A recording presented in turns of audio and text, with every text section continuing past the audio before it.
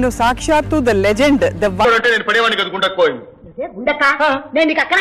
మీరు homeopathy doctor అవ్వాలన్న కోరిక వారిదేనా? అది అమ్మే తోమని చెప్పారు. డాక్టర్ గాలి బాలసుందరరావు గారిని ఉండేవారు. అమ్మ ఆనాడు అంత దూరదృష్టితో ఆవిడ నాకు అది నేర్పించబట్టి దాదాపు ఒక హీరో హీరోయిన్ కి రావాల్సినంత స్థాయి గుర్తింపు అమ్మకి రావడం, కొన్ని సినిమాలు అంటే గుండమ్మ కథ లాంటి సినిమాలు టైటిల్ రోల్ ఆవిడే. సో ఇవన్నీ మీకు అప్పట్లో తెలిసిందా వారి ఘనత ఏమిటి, ఎంత గొప్పవారిని? అమ్మని అందరు గౌరవిస్తున్నారు, అందరి దగ్గర తీసుకున్న వాళ్ళంతా కుటుంబం. అప్పుడంతా టీం వర్క్ అంటారు సార్. ఆ టీం వర్క్ ఇప్పుడు ఉందో లేదో నాకు తెలియదు. కానీ మీరు అమ్మ చిన్ననాటి సినిమా షూటింగ్ జ్ఞాపకాలు ఏమైనా గుర్తుంటే? జయనుమల్ గారు ఫ్రీక్వెంట్గా అనేవారు, సావిత్రి గారు అనేవారు ఇంతకుముందు, నువ్వు గట్టిగా కొట్టాలి, నా చర్మం ఎర్రబడాలి, అప్పుడే నాకు బ్రహ్మాండమైన యాక్టింగ్ వస్తుంది, లేకపోతే నీకే పేరు వస్తుంది, నాకు రాదు. అంటే అమ్మ దగ్గర దెబ్బలుతానని వ్యక్తి ఒకళ్ళే ఒకళ్ళు నాకు తెలిసి జమున గారు. అమ్మా అన్నయ్య నేను బజార్ వెళ్తున్నా, అక్కయ్యకి చీరలు కొనుక్కొస్తా. అక్కయ్యకి చీరలా? సావిత్రి గారి గురించి అమ్మ బాధపడేవారా? అమ్మ సహాయం కూడా చేసేవాళ్ళు. దాన్ని ఆ చిన్నప్పుడు నేనే తీసుకెళ్ళి ఇచ్చేవాడిని. అదే బాధేస్తుంది సార్, అంత వెలుగు వెలిగి వాళ్ళ చాలా. సావిత్రి గారి విషయంలో అమ్మకి సావిత్రి గారిని ఇంత కదా, ఆవిడ కూడా చాలా బాధపడేది. ఎందుకు పిచ్చి పిల్ల అలా చేసుకుంది. సూర్యకాంతం గారు బాబావారి భక్తులు కదా? అవును. సో ఎప్పటి నుంచి ఆ భక్తి మీకు తెలిసి, అంటే మీ ఊహ తెలిసి? అమ్మతో వెళ్ళినప్పుడు ఆయన అలా చూస్తూ ఉండి, ఈయన కళ్ళు ఎలా ఉన్నాయి, ఈయనకి ఇలా ఎందుకు, ఈయన చెన్లో కాంతి ఎందుకు వస్తుంది, అంత కాంతి ఎందుకు ఉంది వీటికి. టెన్షన్గా అందరూ వచ్చి అంటే పద్ధతిగా పేమెంట్లు ఇవ్వడం అవన్నీ, అంటే పద్ధతిగా అంటే లాస్ట్ పేమెంట్లు ఎప్పుడు ఫైల్ అయ్యేది, అది వేరే విషయం. అది అందరూ చెప్తారు సార్. అది అందరూ వేటూరి సుందరరామూర్తి గారు, బాబు నాకు డబ్బు ఇవేయా అనేవాడు. ఏమండి అనేవాడు, వాడు చెక్ ఇస్తాడయ్యా, చెక్ ఇదిగో ఇచ్చాడు చూడు, పోస్ట్ డేట్ వేసి, ఎప్పుడు వస్తుందో నాకు తెలియదు. తెర బయట గలగలగలగా తిరుగుతూ అలా ఇన్ని చేస్తూ నేర్పిస్తూ ఉన్న అమ్మ ఇంకా ఫైనల్ దశలో సార్ కష్టంగా ఉండేదా మనసులో? చాలా. నేనేం చేశాను నాకే తెలియదు, నేను ఏమేమి బ్లండర్స్ చేశాను, ఏమేమి తప్పులు చేశాను నాకే తెలియదు. ఏమైంది సార్? యాక్చువల్లీ సేవలు రాదు. అందరికీ నమస్కారం. ఇవాళ ఆనందం ఏంటో తెలుసా? నేను సాక్షాత్తు the legend, the one and only Suryakantham గారు కట్టిన ఇల్లు ఏదైతే ఉందో, అంటే ఆవిడున్న ఇంటి ముందు ఉన్నాను. సో ఇదే సూర్యకాంత రెసిడెన్సీ అని పైన, అంటే ఇక్కడ ఫ్లాట్స్ కట్టారు ఇప్పుడు. కానీ ఇదే స్థలంలో సూర్యకాంతం గారి ప్రేమ, ఆప్యాయత, గయ్యాళితనం, ఇంకా అనురాగం అన్నీ కూడా ఈ నెలంతా చూస్తుందన్నమాట.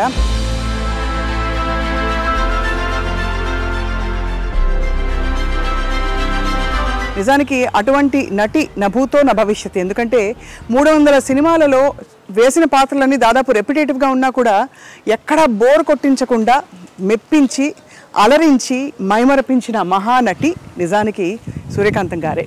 సో వారి కుమారులతో మాట్లాడకపోతున్నాం మనం ఇవాళ. అనంత పద్మనాభమూర్తి గారు హోమియోపతి వైద్యులు. కానీ ఇంకొక విశేషం ఏంటంటే సూర్యకాంతం గారికి గౌరవ డాక్టరేట్ ఇచ్చారు ఒక పాయింట్ తర్వాత. ఆ రోజుల్లో సినిమాకి వచ్చే ముందే, ఆ టైంలోనే మెట్రికులేషన్ వరకు చదువుకున్న తర్వాత she became doctor Suryakantham because of an honorary doctorate conferred upon her అనమాట.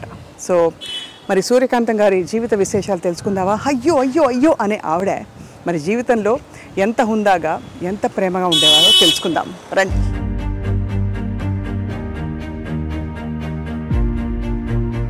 సో అదనమాట సూర్యకాంతం గారి ఇంట్లోకి అడుగు పెడుతూ, ఇదిగో ఇది బిల్డింగ్గా ఇల్లుగా ఉన్నప్పుడు ఇది అనమాట నేమ్ ప్లేట్, సూర్యకాంతం అని. డాక్టర్ అనంత పద్మనాభమూర్తి గారు వారి కుమారులు హోమియో వైద్యులు, బాగా పరిచయం అన్నమాట, సుపరిచితులు. సో వారి ఇంట్లోకి అడుగు పెడుతున్నాం. రండి రండి రండి. నమస్కారం సార్. డాక్టర్ గారు ఇప్పుడు ప్రిస్క్రిప్షన్ రాయబోతున్నారా, అమ్మగారి విశేషాలు చెప్పబోతున్నారా తెలుసుకుందాం. అక్కడ రాగానే ఒక విధమైన కళ, ఫైర్ బ్రాండ్ కనిపించినాయి ఇంట్లో. అయితే మన ముందు సూర్యకాంతం గారు బాబా గారి భక్తులు చాలా అని వినికిడు అనమాట. సో మరిన్ని విషయాలు తెలుసుకుందాం. వీరేమో సూర్యకాంతం గారి కోడలు గారు అనమాట. నమస్కారం అండి.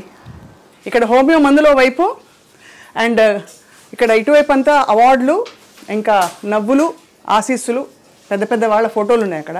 చక్కని చిరునవ్వు, ఎంత గంభీరమైన పాత్రలు వేసిన, గయ్యాళితనం చూపించిన ఆ చిరునవ్వులో మాత్రం ఏదో ఒక ఆకట్టుకునే అద్భుతం ఉంది కదా. సో చూడబోతున్నాం, తెలుసుకోబోతున్నాం బోర్డు అని. అందరికీ మరోసారి సాదర నమస్కారాలు. అక్కడి నుంచి సంబరాలు మొదలైపోయాయి వీధి నుండి. మనం the one and only doctor Suryakantham గారి ఇంట్లోకి ప్రవేశించాం. వారి అబ్బాయి ఎవరంటే డాక్టర్ అనంత పద్మనాభమూర్తి గారు, హోమియోపతి వైద్యులు. సూర్యకాంతం గారి గురించి అసలు చెప్పక్కర్లేదు. ఎన్ని చెప్పినా ఎంత చెప్పినా మాటలు చాలవు, కానీ ఒక్కసారి ప్రయత్నిద్దాం. గయ్యాళితనం ఎంత గయ్యాళిగా ఉంటుందో నిరూపించడం ఆవిడకే సాధ్యమైంది.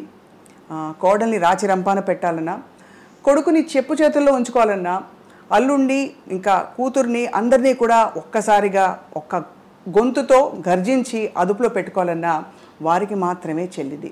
అలాగే 300 పాత్రల్లో నటించి ఆ 300 పాత్రలు దాదాపు దగ్గరగా ఉన్నా కూడా ఎక్కడ బోర్ కొట్టించకుండా నటించడం వారికే సాధ్యమైంది.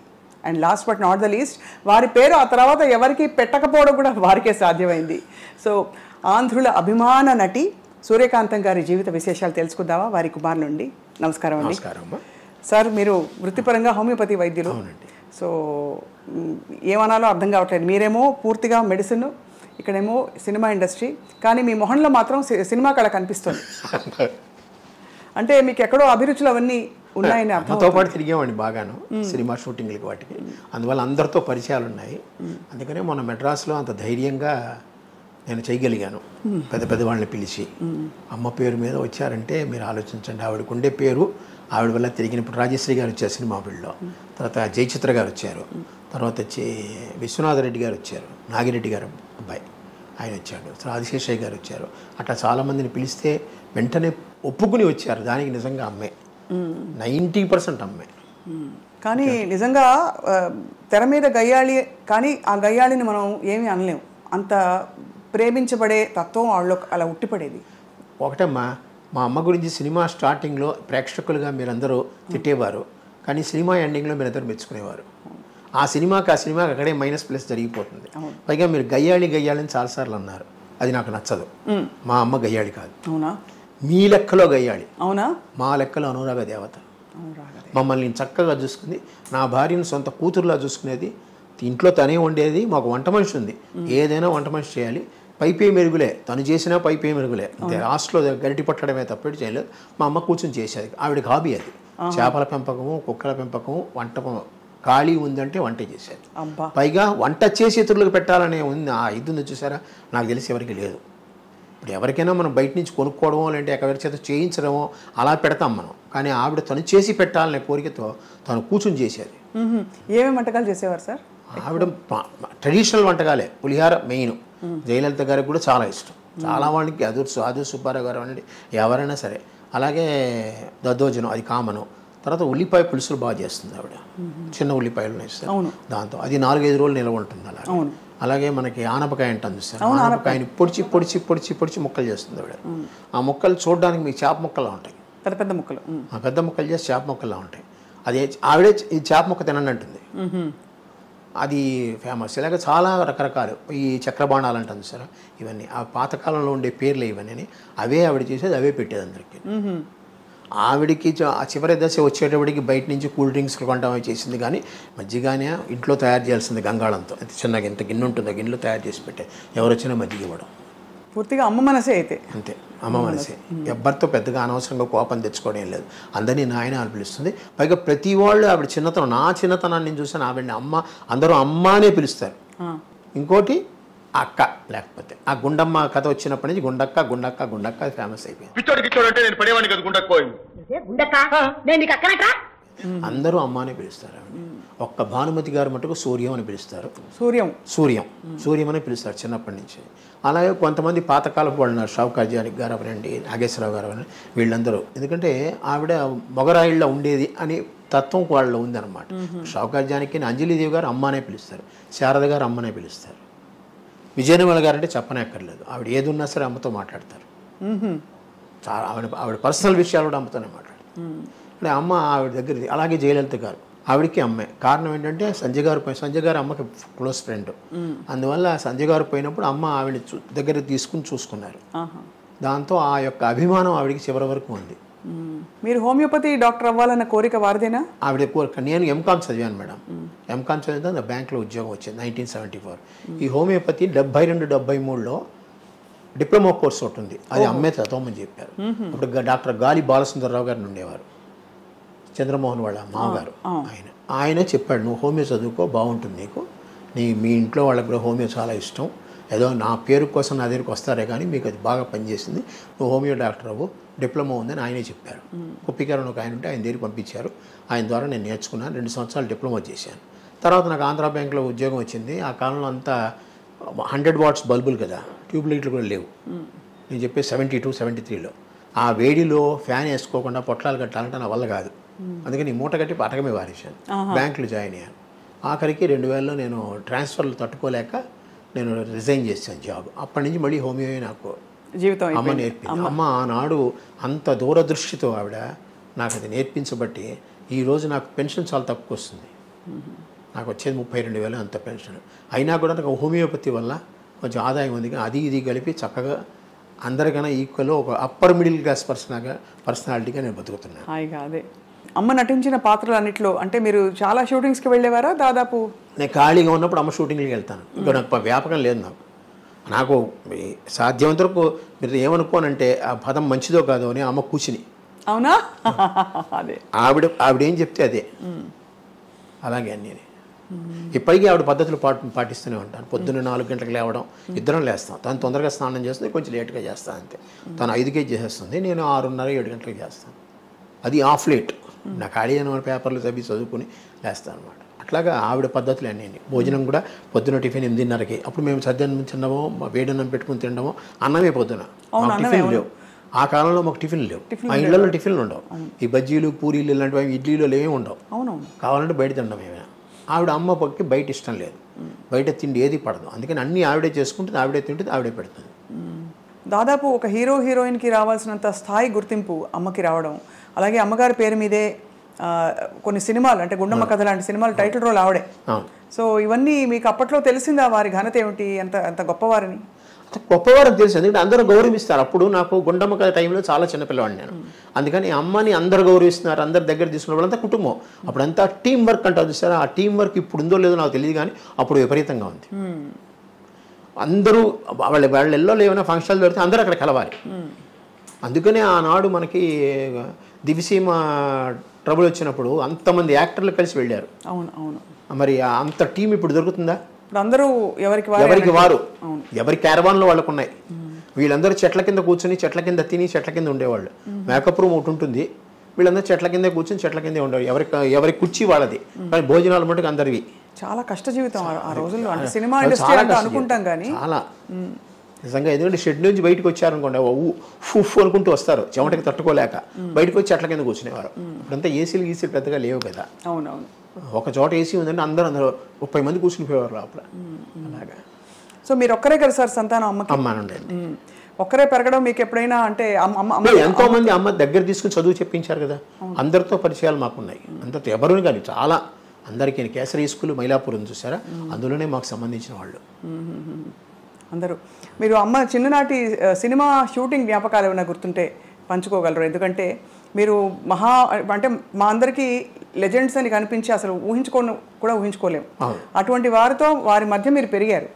సో ఆ జ్ఞాపకాలు ఏమైనా గుర్తున్నాయా? ఏదైనా పర్టికులర్ సినిమా షూటింగ్? సావిత్రి గారి టైంలో నాకు అంత ఊహ లేదు. వెళ్ళేవాడిని, చూసేవాడిని, బట్ అంత గుర్తుపెట్టలేదు. బట్ అత్తగారు కొత్త కోళ్ళు, అందులో విజయనిర్మల గారు ఫ్రీక్వెంట్గా అనేవారు, సావిత్రి గారు అనేవారు ఇంతకుముందు, నువ్వు గట్టిగా కొట్టాలి, నా చర్మం ఎర్రబడాలి, అప్పుడే నాకు బ్రహ్మాండమైన యాక్టింగ్ వస్తుంది, లేకపోతే నీకే పేరు వస్తుంది, నాకు రాదు. అలాగే. అంటే అమ్మ దగ్గర దెబ్బలు తినని వ్యక్తి ఒకళ్ళు నాకు తెలిసి జమున గారు. అంటే ఆవిడ ఒక్కతే ఎప్పుడూ కూతురుగానే వేస్తుంది. అవును. అమ్మా అన్నయ్య నేను బజార్ వెళ్తున్నా, అక్కయ్యకి చీరలు కొనుక్కొస్తా. అక్కయ్యకి చీరలా? కూతురు కొంచెం ఆవిడ కూడా కొంచెం గారాల పట్టి, అలాగే ఈవిడ గారాల పట్టిగానే చూసుకునేది ఆవిడ. అందుకని ఆవిడ ఒక్కటి తప్పేసి మిగతా వాళ్ళందరికీ కదా. వాణిశ్రీ అంటే గోరిత దీపం తీశారు, అక్కడ కూడా ఎంత బాధ పెట్టేది. దాదాపు గొప్ప నటీమణులందరూ సూర్యకాంతం గారి చేతిలో నిజంగా దెబ్బలు తిన్నా. మరి దెబ్బ కొట్టే అది ఎడం చేత్తో ఎంత విసురుగా వస్తుంది. అప్పుడు తగ్గలకుండానే కొడుతుంది ఆవిడ, కానీ ఆ విసురు తట్టుకోలేరు ఎవరు. మన కుడి చేతికి కూడా అంత బలం లేదు, ఆవిడ ఎడం చేతికి అంత బలం ఉంది. Left hander basically left hander ఆవిడ. అన్ని ఒక సంతకం మటుకు తెలుగులో పెడుతుంది, లెఫ్ట్ హ్యాండ్ రాయగలదు ఆవిడ, సంతకంలో తెలుగు నేర్చుకుంది. అలాగే భానుమతి గారి ఇంటికి మీరు వస్తూ పోతూ ఉండేవారు? చిన్నప్పుడు వస్తే పోతే ఉండే, ఆవిడ ఇక్కడికి వస్తూ ఉండేది. ఇదే ఇల్లు ఇండిపెండెంట్ హౌస్ అప్పుడు ఇండిపెండెంట్ హౌస్. ఇది అమ్మగారు ఎప్పుడు కట్టించారు? 1956లో మేము చిన్న ఇల్లుగా కొన్నాం అమ్మా. ఇది యాక్చువల్గా స్పేస్ ఎక్కువగా ఉంది, కొనుక్కుని అప్పుడు మేము మెల్లిమెల్లిగా డెవలప్ చేసుకున్నాం, పక్కన గదులన్నీ వేసుకుని. 1956లో మేము వచ్చాము ఇక్కడికి. అమ్మ పోయేంత వరకు ఇండిపెండెంట్గానే ఉంది. అమ్మ ఫస్ట్ సంవత్సరీకాలు కూడా ఇక్కడే జరిగాయి. హౌస్ ఒక ఇండిపెండెంట్ హౌస్. దాని తర్వాత ఇది ఇచ్చారు డెవలప్మెంట్కి. అమ్మగారి నటన చూసి మిగతా వాళ్ళు సహ నటీనటులు ఏమనుకునేవారు అంటే, ఎందుకంటే అంత సహజంగా నటిస్తారు, ఇలా స్క్రీన్ మీదకి రాగానే ఆవిడ బాడీ లాంగ్వేజ్ అంతా నాకు తెలిసిన బాగా బాగొచ్చింది. నాకు తెలిసినంత వరకు చాలామంది నువ్వు కొంచెం తగ్గితే నేను మాట్లాడతాను, నాకు వినపడుతుంది అన్న ఫీలింగ్లు నేను విన్నాను. అంటే ఎలాగా? ఎందుకంటే ఈవిడ వాగ్దాటికి కొట్టిపారేస్తుంది అనమాట ఏదొచ్చినా కూడా. ఆ సీన్లో ఈవిడే డామినేటింగ్. ఆ సీన్లో ఇంకోళ్ళకి రావాలంటే గ్యాప్ ఉండదు. పైగా ఈవిడేం డైలాగులు కొత్తగా చెప్తుంది, మీరు రాసిన డైలాగులు కన్నా కొత్తగా చెప్తుంది. పైగా డైరెక్టర్ ఆవిడ వదులుతాడు ఏదైనా అంటే కొంచెం ఇంప్రూవైజేషన్ చేసుకోవడానికి. అది బాగుంది చేసేయమంటాడు, అందుకనే చేసే. ఇప్పుడు చాలామంది చక్రపాణి గారు లాంటి వాళ్ళందరూ అమ్మ చెప్పడం ఏంటంటే, చాలామంది ఆత్రేయాత్రికి ఆవిడికి డైలాగులు ఎందుకు 2 ముక్కలు రాస్తే మిగతా అంతా చెప్పేస్తుంది, అనిపోతుంది. ఇటు వచ్చి ఆ క్యారెక్టర్ నేములు పేర్లు చెప్పాలి, క్యారెక్టర్ పేర్లు చెప్తే ఆవిడ ఆ ధాటిలో కొట్టుకుని వెళ్ళిపోతుంది. మా అందరికి పదే పదే మళ్ళీ మళ్ళీ మాట్లాడేది అదే, ఏవే టిఫిన్ చేసావా? ఆ పిలుపులోనే ఉందమ్మా. అది ఒక విధమైన అథారిటీ కాకుండా ఆప్యాయత కూడా అందులో ఉంది. అవును, అథారిటీ ఆప్యాయత రెండూ ఉండి అంటే ఒక్కొక్క మూమెంట్ లో ఆవిడకి ఏమన్నా మళ్ళీ ఆవిడ సింహం కంటే తగ్గిందంటే తెర మీద అది చూడలేరు, ఎవరు తట్టుకోలేరు. సూర్యకాంతం గారికి ఎవరికైనా ఏదైనా అవ్వచ్చు, కానీ ఆవిడకి చిన్న ఈగ కూడా అది చెప్పాను. ఆప్యాయత లాస్ట్ లో వచ్చేస్తుంది, మీ అందరికి అభిమానం. పైగా ఇప్పటికీ మన ఇంట్లో పిల్లలతో సహా ఎవరైనా చూశారంటే అమ్మ వచ్చినప్పుడు ఉండే ఫీలింగ్స్ మిగతా వాళ్ళ మీద పెద్దగా కలగదు. అది నేను మొన్న కాకినాడ వెళ్ళాను చూడడానికి. అంటే కాకినాడలో కూడా ఒక ఫంక్షన్ చేద్దామని ఒక ఐడియా. అక్కడికి వెళ్ళినప్పుడు అందరూ ఎలా చూశారంటే నేను ఎవరో వాళ్ళకి తెలీదు, నాకు కాకినాడకి సంబంధం లేదు, చిన్నప్పుడు ఇప్పుడు పుట్టాను అంతే తప్పితే. కానీ వెళ్ళిన వెంటనే అంత అభిమానం, అమ్మ సూర్యకాంతం గారు మేము చేస్తాం, మేము చూస్తామని ముందుకు వచ్చినారు చూసారా. అంత ఒక చిన్న సైజు ప్రవాహం 40-50 మంది వచ్చారు నా దగ్గర. కంటే మీరు ఆలోచించు, అందరూ పెద్ద పెద్ద డాక్టర్లే. అవును, ఆ మెమరీస్ అలాంటివి. పై 30 ఏళ్ళు అయిపోయిన తర్వాత ఇప్పుడు చాలామంది అంటారు అమ్మగారికి పద్మశ్రీ రాలేదు మీకేమన్నా. నాకు దాని మీద సంబంధం లేదు. 30 ఏళ్ళు అయింది ఆవిడ పోయి. ఇప్పటికీ ఆవిడ గురించి ప్రజల హృదయాల్లో చెరగని ముద్ర. అది పద్మశ్రీ వాళ్ళు రాదు, ఊరికే పక్కన నేమ్ బోర్డు పక్కన పెట్టుకోవడానికి ఒక డిసిగ్నేషన్ లాగే అది. అవును, కానీ వారి జీవితంలో వచ్చిన పాత్రలు కావచ్చు, జీవితంలో వచ్చిన సంఘటనలు, అనుభూతులు అన్నీ కూడా ధైర్యంగా ఫేస్ చేశారా? ఎప్పుడైనా కష్టపడ్డారా? కానీ భయం ఎక్కువ. దేవుడా అది శ్రీదేవి సినిమాలో దేవుడా అనుకుంటుంది, ఆ క్షణం ఆ దేవుడా అనుకుంటుంది. ఎందుకంటే శ్రీదేవి ఇక్కడే ఉండేది, మా ఇంటికి వచ్చేది. అమ్మన్న ఇంటి ఏరియా కాముగా ఉంటుందని కొనుక్కుంది ఆవిడ. సేటి గాలిలో కొనుక్కుంది ఆవిడ శ్రీదేవి. భారతి ఎదురు సందులో ఉండేది, మా ఇంటికి ఎదురుగుండా సందులో భారతి వాళ్ళ సిస్టర్ ఉండేవారు. తర్వాత షీలా అనుకుంటాను ఇక్కడ, మలయాళి, మన తెలుగులో కూడా చాలా సినిమాలు చేసింది ఆవిడ. ఇక్కడే ఉన్నారు. జయలలిత గారు మనకు కొంచెం దగ్గర స్టెల్లా మెరిస్ కాలేజ్ వెనకాల ఉన్నారు. అది కామెడీ అని ఆ కాలంలో. సో శ్రీదేవి గారు ఇక్కడికి వస్తూ ఉండేవారా? ఇక్కడే ఉండేవారు ఆవిడ. తర్వాత ఇక సినిమా షూటింగ్లకి వాటికి వేరే ఊళ్ళు వెళ్ళడం అని వెళ్ళి తర్వాత డెవలప్ అయిన తర్వాత వెళ్ళిపోయింది ఆవిడ. ఇక్కడ ఆ ఇల్లు అలాగా ఖాళీగా తాళం వేసుకుంది. ఏ ప్రోగ్రామ్ ఉన్నా ఏదైనా సరే ఇంట్లో ఫంక్షన్ జరిగిందంటే అందరూ వస్తారమ్మా. అలాగే మేము కూడా కొన్ని చోట్లకి వెళ్తాం ఖచ్చితంగా. ఛాయాదేవి గారు ఫ్రీక్వెంట్గా వస్తారు. రావడమే బయట నుంచే ఆ తలుపు తెరవక ముందే ఆవిడ గొంతు స్టార్ట్ అవుతుంది. ఓహో, ఛాయాదేవి గారు ఆవిడ చాలా అసలు ఆగదు, ఆవిడ ఆగదు. అమ్మ ఛాయాదేవి గారు బాగానే ఉండేవారు. అంటే ఒక విధంగా మా ఫ్యామిలీలో అమ్మ ఆవిడ కూర్చుంటే అమ్మ తక్కువ మాట్లాడేది, ఆవిడ ఎక్కువ మాట్లాడేది. హేమలత గారు అలా కాదు. హేమలత గారి ఇంటికి మేము వెళ్ళేవాళ్ళం, మా ఇంటికి ఆవిడ వచ్చేది. వాళ్ళ అబ్బాయి శరత్ ఉన్నాడు, నా క్లోజ్ ఫ్రెండ్. అతను ఆ శేషగిరిరావు గారు హస్బెండ్ ఉన్నారు. వాళ్ళతో కూడా చాలా సత్సంబంధాలు. ఏది వచ్చినా ఖాళీ ఉన్నారంటే కాంతం అంటూ వచ్చేసేది అనమాట. ఏం చేస్తున్నావు, మా వంటకాలు నువ్వు ఎలా చేయవలే, మీ వంటకాలు రుచి చూపించలేదు ఆవిడ. వాళ్ళు నాన్ వెజ్ కదా, అందుకని. అవును. అయితే ఇంత నటనా ప్రపంచం చుట్టూ ఉండి కూడా మీరు ఎందుకో మరి యాక్టర్ అవ్వాలని అనుకోలేదని అసలు? మాకేంటంటే పైకి రావాలి. మాకు ఇంటి కింద డిప్యూటీ జనరల్ మేనేజర్ ఉండేవారమ్మా అద్దెకి, ఆంధ్ర బ్యాంకు. ఆయన పొద్దున్న 9 గంటలకు వెళ్ళేవారు కారులో, సాయంత్రం 7 గంటలకు వచ్చేవారు. చాలా టీవీగా ఉండేవారు, అంతా ఇదిగా ఉండేది. ఇంటికి ఎవరు వచ్చేవారు కాదు, ప్రశాంతంగా ఉండేవాడు. భార్యాభర్తలు వాళ్ళ ఇంట్లోనే నేను ఆడుకునేవాడిని, వాళ్ళు మా ఇంటికి వచ్చేవారు, కూర్చునేవారు. అది చూసినప్పటి నుంచి మా మదర్కి ఒకటి అనిపించేది, నువ్వు కూడా ఇలాగ ఆఫీస్ రావాలని. సో అది నా బుర్రలో పాతుకుపోయింది. దానివల్లే నేను బీకామ్ ఎంకామ్ చదివాను. ఎంకామ్ అయిన తర్వాత నేను బ్యాంక్లో 1974లో వచ్చేసాను. 76లో మాకు మ్యారేజ్ అయింది. మీకు 23 ఏళ్ళు, తనకి 16 8 ఏళ్ళ తేడా. ఇంటర్నేషనల్ ఉమెన్స్ డే మార్చి 8. ఈ రోజు అది ఇంటర్నేషనల్ ఉమెన్స్ డే అయింది. అప్పుడు మా మ్యారేజ్ ఇక్కడ మెడ్రాస్లోనే.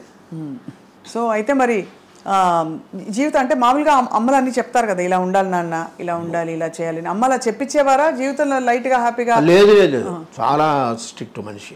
చదువు టైంలో చదవాలి, బయటకు వచ్చే టైంలో బయటికి రావాలి. మరి షూటింగ్స్కి వెళ్ళిపోతే మరి ఎవరు చూసేవారు? రాత్రి ఆవిడ 12 గంటలకు పడుకో, నేను 12 గంటలకు పడుకో. ఆవిడ 4 లేస్తుంది, నేను 4 లేస్తాను. వస్తే అదేమిటో తెలియదు, పూర్వజన్మలో మాకు ఆ కలయిక ఉందేమో, అలాగే ఉంటుందన్నమాట. ఆవిడ ఏకసంతగ్రాహి. చిన్నప్పుడు నేను అలాగే బట్టి పట్టేయడం ఎక్కువ సాధ్యమంతరకు. చిన్న కాలంలో ఆ కాలంలో బట్టి పట్టేయడమే కదా, వాళ్ళు నోట్స్ ఇచ్చేవారు, మేము బట్టి పట్టేసేవాళ్ళం. నాకు కేసరీ స్కూల్. ఇప్పుడు నేను కేసరీ స్కూల్ చదివినందువల్ల అటు తమిళం పూర్తిగా రాలేదు, ఇటు తెలుగు పూర్తిగా రాలేదు, ఇటు ఇంగ్లీష్ పూర్తిగా రాలేదు. మొత్తం తెలుగు మీడియమే నేను. ఓహో, డిగ్రీ వరకు నాకు తెలుగు మీడియమే. బట్ ఇంకే தமிழ் பேச தெரியும் இல்லையா? நல்லா பேச தெரியும், ஓரளவுக்கு படிக்க தெரியும். ஓரளவுக்கு. ஆனால் எவனா யாராவது எழுதுனா படிக்க தெரியாது. ஆமாம், நீங்கள் தான் எழுதிண்டா? நான் எழுத மாட்டேன், but printed matter I can read. ఫాస్ట్గా படிக்க தெரியுமா?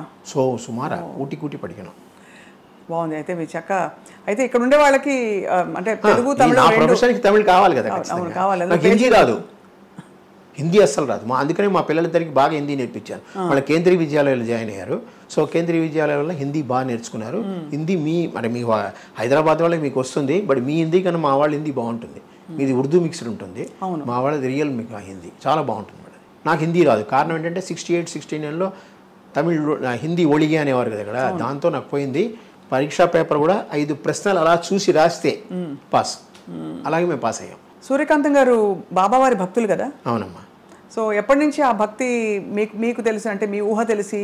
నాకు తెలిసిన 12-14 ఏట వేసుకోండి, 50, 65, 66. నా డిగ్రీ కాదు, నా ఎస్ఎల్సి వచ్చే టైంకి అమ్మతో వెళ్ళినప్పుడు ఆయన అలా చూస్తూ ఉండి, ఈయన కళ్ళు ఎలా ఉన్నాయి, ఈయనకి ఎలా ఎందుకు, ఈయన చెన్లో కాంతి ఎందుకు వస్తుంది, అంత కాంతి ఎందుకు ఉంది వీడికి, ఈయన మాటల్లో చూస్తే ఇంతమంది ఆ కుక్కిసుకుపోయిన గదిలో కూర్చునేవారు.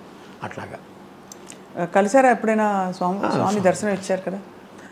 అంజలిదేవి గారు కూడా చాలా భక్తురాలు. చాలా. అంజలిదేవి గారు, జానకి గారు, ఈవెన్ జమున గారు కూడా బాబా భక్తులే. వీళ్ళందరూ కలిసే వెళ్తారు. నాకు కేవీ కృష్ణకుమారి గారు ఉన్నారు, డాక్టర్ కేవీ కృష్ణకుమారి, ఆవిడ సాలిడ్.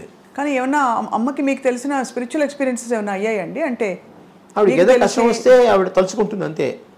ఆ తలుచుకున్నందువల్ల కొన్ని ప్రాబ్లమ్స్ టక్ సాల్వ్ అయిపోయేవి. ఒకటే అమ్మ చిన్నప్పుడు ఏమనేది, సత్సంకల్పం బాగుంటే ఇవన్నీ సక్సెస్ అవుతాయిరా, మినిమం కోరికలు ఏమున్నా సక్సెస్ అయిపోతాయి. అట్లాగే ఆవిడకి ఏంది, అట్లాగే నాకు చిన్నవి. ఏదైనా బాబా మీద భారం వేస్తే సరిగ్గా అయిపోతుంది. తెలుగు భాష మా తెలుగువారి సొత్తు సూర్యకాంతం గారు అంటే. కానీ ఇతర భాషల్లో వారికి అంటే ఏమన్నా ఎక్కువగా అవకాశాలు రావడం? తమిళంలో ఒక 5 సినిమాలు చేశారమ్మా, హిందీలో 1-2 చేశారంతే. కానీ అమ్మ తెలుగుని దాటి వెళ్ళలేదు. తమిళ యాక్టర్స్ చాలామంది అమ్మకి దగ్గర. పండరీబాయ్ గారు ఫ్రెండ్ అమ్మకి, తర్వాత మనోరమ గారు వీడు బాగా ఫ్రెండ్, శివాజీ గణేషన్. ఆ కాలంలో ఏంటంటే వాహిని స్టూడియో అంతా షెడ్లు, ప్రసాద ఏవిఎం స్టూడియో. ఏవిఎం స్టూడియోకి వెళ్ళామనుకోండి, 4-5 షెడ్లు పక్కనే ఉంటాయి. ఒక దాంట్లో తెలుగు సినిమా అవుతుంది, ఒక దాంట్లో తమిళ సినిమా షూటింగ్ అవుతుంది. ఈ షూటింగ్ వల్ల ఏంటంటే దగ్గర ఉంటాం, మేము ఖాళీగా ఉంటాం కదా. అందువల్ల ఇందులోంచి అమ్మ స్టార్టింగ్లో నేను అందులోకి వెళ్ళేవాడిని. నగేష్ నాకు బాగా నేనంటే ఇష్టం. రాజుబాబు గారికి నగేష్కి నేనంటే ఇష్టం. నగేష్ ఎప్పుడొచ్చి జబ్బట్టుకు పోయేవాడు, జబ్బట్టుకు తీసుకుపోయాడు. పడానంతే పోలా అనేవాడు. వాడు కొడుకు పేరు ఆనంద్, అందుకని అనంతాన్ని పట్టుకుపోయేవాడు అనమాట. పట్టుకుపోయి అందరినీ పరిచయం చేసేవాడు. అదంతా ఉంది. అలాగే అందువల్ల శివాజీ గణేషన్ అంటేనే ఎంజీఆర్ అన్న ఇష్టం నాకు. వాళ్ళ సినిమాలు బాగా చూస్తాను. అందువల్ల వాళ్ళతో కొంచెం పరిచయం కలిగింది నాకు. ఎప్పుడైనా వస్తే పలానా వాళ్ళ అబ్బాయి అని చెప్తే ఎన్న పంటని అనిపేవాడు అనమాట. నల్లపడి అనేవాడు. అట్లాగా కొంచెం అమ్మ వల్ల నాకు చాలా మందితో పరిచయాలు బాగా వచ్చాయి. సో అలా స్ట్రిక్ట్గా ఉండే అమ్మ? స్ట్రిక్ట్గా ఉంటుంది అమ్మ. చదువుకోవాలి, మనం చదువుకుని హోంవర్క్లు అన్నీ చేసామంటే ఎంతో మంచిది. ఆ రిపోర్ట్ చూసినా చాలా సంతోషిస్తుంది. ఆ రోజు పెద్ద తీసుకెళ్ళి వుడ్లాండ్స్ హోటల్లో పార్టీ ఇస్తుంది. ఓహో, ఆవిడ పెద్దగా తింది ఏదండి కాంజీవరం ఇడ్లీ, అలా ఇంకా 2-3 ఉన్నాయి, అలాంటివే తింటుంది. అయినా మాకు పార్టీ ఇచ్చేది. ఎవరన్నా ఫ్రెండ్స్ని పిలిచి మా ఫ్రెండ్స్ని కూడా తీసుకెళ్ళి, అంటే ఇంట్లోనే చేస్తే ఎందుకని బయట తీసుకెళ్ళి చేద్దామని చేసేది. మాకు వెళ్ళే 2 హోటల్స్ అమ్మ వెళ్ళేది ఏంటంటే వుడ్లాండ్స్, దాస్ ప్రకాష్, 2 మంచి శాకాహార భోజనం మంచి ఫేమస్. అవి విశాలంగా ఉంటుంది, కంజెస్టెడ్గా ఉండదు. అందువల్ల ఫుడ్ కూడా బాగుంటుంది. అప్పుడు దాస్ ప్రకాష్ ఐస్ క్రీమ్స్ కూడా వచ్చాయి కదా? Das Prakash famous for ice creams.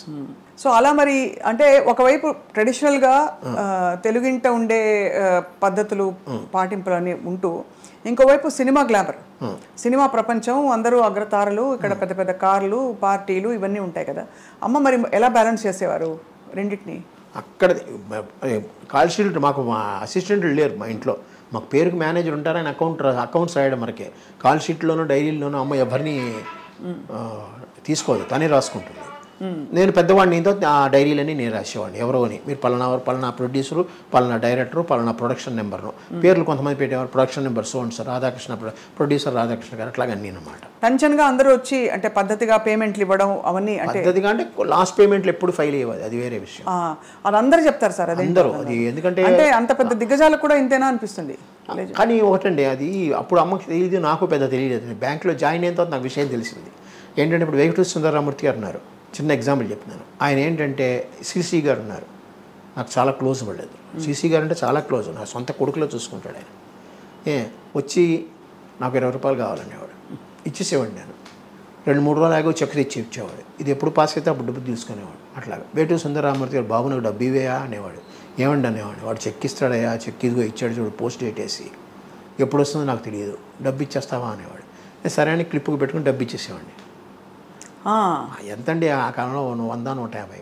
పైగా నా జీతం నాకు అలాగే ఉంచేవారు. నా జీతం తీసుకునేవారు కదా ఆవిడ నా జీతం ముట్టుకోవాలని చెప్పి నేను ₹1 నోట్లు, ₹2 నోట్లు, ₹5 నోట్లు, ₹10 నోట్లు కొత్తగా తీసుకెళ్ళేవాడిని నా జీతాన్ని. అలా చూసి దాంట్లో కావాల్సిన ఒక కట్ట తీసుకుని దానికి తగ్గట్టు మీద ఓ ₹50, ₹100 వేసి నాకు డబ్బులు ఇచ్చేసేది. సో ఈ డబ్బులు నాకు ఎక్కడ ఏం పెద్ద అన్ని ఇంట్లోనే ఉంటాయి కదా నాకు. దానివల్ల ఇది ఎవరికైనా ఇచ్చినా నాకు తెలిసిపోతుంది. ఆ చెక్కు వాళ్ళు టీటీ వస్తుంది, టెలిగ్రాఫిక్ ట్రాన్స్ఫర్ అంటారు. ఆ టీటీ వచ్చిన వెంటనే అకౌంట్ క్రియేట్ అవుతుంది, వీళ్ళ చెక్కులు పాస్ చేసేవాడిని. ఫస్టే వీళ్ళది అయిపోయేది అనమాట. అలాగే శ్రీలక్ష్మి గారు, ఆవిడది అంతే. ఈయన తర్వాత శ్రీధరు, సంగీత, వీళ్ళందరూ చాలామంది, ఒకళ్ళు చెప్పలేము, చాలామంది వాళ్ళు చెక్కులు. పెద్ద అమౌంట్లు అయితే మనం ఏం చేయలేము, చిన్న అమౌంట్లు అయితే పర్లేదు, మన లిమిట్లో మనం ఎంతవరకు ఉందో అంతవరకు చేసేసేవాళ్ళు. పైగా వీళ్ళందరూ కొంచెం ఆప్యాయంగా మాట్లాడతారు. అదే వాళ్ళకి ఇచ్చేవాడు కానీ నాకు ఇవి అంటే లేదండి, అలా బ్యాంక్ వాళ్ళు ఒప్పుకోరని తప్పించుకునేవాడిని. వాళ్ళకి ఏదో ఎప్పుడో ఒకసారి సాయం కింద నా చేతిలో జేబులో ఉంటే ₹100 ఇచ్చారంటే ₹200 ఇచ్చాను, అంతకని లేదండి అని తప్పించు. దానివల్ల 2-3 నా మీద అరిచారు కూడా, నువ్వు వాళ్ళకంటే ఇస్తావు, వీళ్ళకంటే ఇస్తావని. అలా కూడా ఉన్నాయి. కానీ వీళ్ళందరూ నన్ను ఆప్యాయంగా, అభిమానంగా పిలిచేవారు, వచ్చేవారు, ఆశీర్వదించేవారు. అందరు పెద్దవాళ్ళు కదా. అవునవును. బయట సోఫాలో కూర్చొని మాట్లాడుకునే వాళ్ళం అయిపోతే వాళ్ళకి ఏంటంటే రిలాక్సేషన్. ఒక కొత్త వ్యక్తితో కొత్త అభిమానంగా చిన్న కుర్రాడితో మాట్లాడుతున్నాను. రాజేశ్వరరావు గారు, సాలూరు రాజేశ్వరరావు గారు, వీళ్ళందరూ అలాగే. అమ్మగారు నాన్నగారు ఎలా ఉండేవారు అంటే, అమ్మగారు ఒక పెద్ద నటి. సో నాన్నగారు ఆయన ఎలా చూసేవారు? అడ్వకేట్. ఆయన ముందు గుంటూరులో పబ్లిక్ ప్రాసిక్యూటర్గా ఉండేవారు. తర్వాత మెడ్రాస్ వచ్చేసి అడ్వకేట్, మామూలుగా అడ్వకేట్గానే ఉన్నారు. బాగా చూసేవారు. ఆయన ఫీల్డ్ అయిందండి. ఆయన లాకి సంబంధించింది, వాటికి టైంకి సంబంధించి ఆయనది. అమ్మ ఫీల్డ్ అమ్మది. మామూలుగా ఈ భోజనం పెట్టడం కానీ ఇతరత్ర కానీ అన్నీ బాగానే ఉండేవి. ఎక్కడ ఆయన ఫుల్ ఫ్రీడమ్ అమ్మకి ఇచ్చాడు, అమ్మ ఆయనకి ఫుల్ ఫ్రీడమ్ ఇచ్చింది. ఇద్దరికి కామన్ ఏరియా అంటే నాటకాలు, పాటలు. పాటలు కూడానా పాడేవారు? అమ్మ పాడేవారు కాదు, పాటలు వినేవాళ్ళం. పైగా ఈ 80లోనో 82లోనో ఇది వచ్చింది, 78 VCRలు, VCPలు వచ్చాయి, క్యాసెట్లు. అక్కడి నుంచి ఇక సినిమాలు చూడడం బాగానే ఇంట్లో మొదలెట్టాం. సినిమాలు వేసుకుని చూసేవారు, చూసి ఏమనుకునేవారు? బాగునేది. ఆ కాలంలో ఇలా చేసామన్నమాట, ఇలా చేసామని అనుకునేవారు. అందరం కలిసి కూర్చొని చూసుకునేవాళ్ళు. ఒకే రూమ్లో మాకు ఏసీ ఉండేది, అక్కడే పెట్టుకుని అక్కడే చూసుకుని చేసేవాళ్ళు. ఖాళీ ఉంటే అందరు కలిసి తినాలమ్మా, అందరు కలిసి ఉండాలి. ఈవెన్ ఆదివారం సినిమా డైలాగులు విన్నా కూడా మేము అందరు చుట్టూ కూర్చునే వెళ్ళేవాళ్ళం. మధ్యలో రేడియో ఉండేది, ఆ రేడియోలో వినేవాళ్ళం. సంక్షిప్త శబ్ద చిత్రం అనేవారు, అది ఆ సినిమా అలాగే వినేవాళ్ళం, చూసేవాళ్ళం కాదు, వినేవాళ్ళం. ఆకాశవాణితో చాలా అనుబంధం ఉంది కదా? ఉంది, అనుబంధం. అంటే నాటకాలు వేశారా? రేడియో నాటకాలు కొన్ని వేశారు, స్పీచ్లు కొన్ని ఇచ్చారు అమ్మ. దాని వెతికాను నేను, కొన్ని దొరికాయి, నా పుస్తకంలో కూడా రాశాను నేను, కొన్ని దొరకలేదు మాకు. మనకి ఆడియో రికార్డింగ్స్ ఉన్నాయా సార్? లేదు, అసలు ఆ ఒక్కటే ఉంది, ఆడియో కాదు, వీడియోనే ఉంది. ఆకాశవాణి వాళ్ళు చేశారు, ఏం చేశారు, విజయదుర్గ గారు పంపించారు. ఆ కాఫీ కప్పు పెట్టేసి వెళ్తుంది, ఇదే మంచం, ఇదే మంచం మీద అప్పుడు మా ఫ్రంట్ రూమ్లో ఉండేదన్నమాట. ఆ అమ్మాయి ఏమో ఇలా బోర్లా పడుకుని పుస్తకం చదువుతూ కూర్చుంది, కాలు పైకి ఎత్తి పెడుతుంది ఇలాగా. అప్పుడు కాఫీ కప్పు తెచ్చి దాన్ని పెట్టేసి, అత్తగారిని అంటారు, చూడు కాఫీ ఇచ్చాను, కాఫీ కూడా ఇవ్వలేదా అంటారు అని చెప్పి దాన్ని పెట్టేసి చచ్చిపోతే, ఆ పిల్లల్ని తీయండి, వెళ్ళిపోతుంది. సో మంచి చమత్కారి అమ్మ కదా, చాలా బాగుంది. కానీ ఇంత మంచి అమ్మ తెరపై తెర బయట గలగలగలగా తిరుగుతూ అలా ఇన్ని చేస్తూ నేర్పిస్తూ ఉన్న అమ్మ ఇంకా ఫైనల్ దశలో సార్ కష్టంగా ఉండేదా మనసులో? చాలా. నేను ఏం చేశానో నాకే తెలియదు, నేను ఏమేమి బ్లండర్స్ చేశాను, ఏమేమి తప్పులు చేశాను నాకే తెలియదు. అట్లా ఒక సంవత్సరం పాటు పిచ్చి పట్టిన బండిలో తిరిగేవాడిని. పాపం ఏమైంది సార్? యాక్చువల్లీ ఏం లేదు, కారు విరగడం ఒకటి, అమ్మపోవడం ఒకటి, ఇవన్నీ అయ్యేటికి కొంచెం ఈ ముళ్ళపూడి రమణ గారు పాపం వచ్చేవారు పదరప ఇంటికి, ఆయనే వచ్చేవారు పాపం. ఆయన మొదటి నుంచి బాపు గారి దగ్గరికి ఆయన ఎప్పుడైనా వచ్చేవారు, కానీ బాపు గారి దగ్గర నేనే వెళ్ళేవాడిని. కానీ ముళ్ళపూడి వెంకటరమణ గారు అప్పుడప్పుడు వచ్చి పలకరించి ఏమిటి ఎందుకు ఇలా ఉన్నావు అలా ఇలా అనేవారు. నేను బ్యాంక్ వెళ్తున్నాను అన్నాడు, సంతోషించేవాడు, పోనీ రొటీన్లో పడ్డాడు కదా అని. తర్వాత మళ్ళీ బ్యాంక్ మానేసానంటే కొంచెం కంగారు పడ్డాడు, ఏం చేస్తావు నువ్వు బ్యాంక్ మానేసావు అని అడిగాడు. మనకు ఉండే జీతాలే కదా ఎలా ఇలా అంటే, లేదండి హోమియోపతిలో ఏం వస్తుంది అట్లా ఇట్లా. తర్వాత నేను కొంచెం పాపులర్ అయ్యేటోడికి కొంచెం ఆయన సంతోషించాడు. ఇలాంటి అమ్మని కోల్పోవడం చాలా ఏమో మాలాంటి అమ్మ ఇంకెవరికి ఉండదు. ఒక యాంగిల్లో అంత పేరు ప్రఖ్యాతులు నిజంగా నేషనల్ వైడ్ తెలుగు వాళ్ళు ఎక్కడెక్కడ ఉన్నారో అక్కడంతా అంత పేరు ప్రఖ్యాతులతో ఆవిడ ఉండి ఆవిడకి ఉత్తరాలు వస్తూనే ఉంటాయి, వాటికి సమాధానాలు రాసేవాడిని, నేనే రాసేవాడిని. అమ్మ చెప్పేది ఏమొచ్చాయి ఉత్తరాలు అభిమానం గురించి రాసేవాడు. దాంట్లో ఇదయ్యారు ఇలాగ ఫోటో పంపించాడంటే నేనే ఆ ఉత్తరం ఇది చేసి మామూలుగా పంపించేవాడిని అంతా. అట్లాగా కొన్నాళ్ళు అయ్యి ఆవిడ రాసుకోలేని పరిస్థితి వచ్చేటప్పటికి ఆవిడ డైరీలో నేను రాసేవాడిని, ఎవరెవరు అడుగుతున్నారు, ఎవరెవరు ఇచ్చారు, ఎవరు చెక్ ఇచ్చారు అంతా అనమాట. అలాగా చాలా చక్కగా ఆవిడ లైఫ్లో పొద్దున్నీ సాయంత్రం ఆవిడ లేకపోయేటోడికి ఏమీ లేదు. తర్వాత బ్యాంక్లో పడ్డా కూడా ఇంటికి వచ్చేవాడికి వెళితే ఆ అమ్మాని పిలుచుకుంటూనే ఉండమే.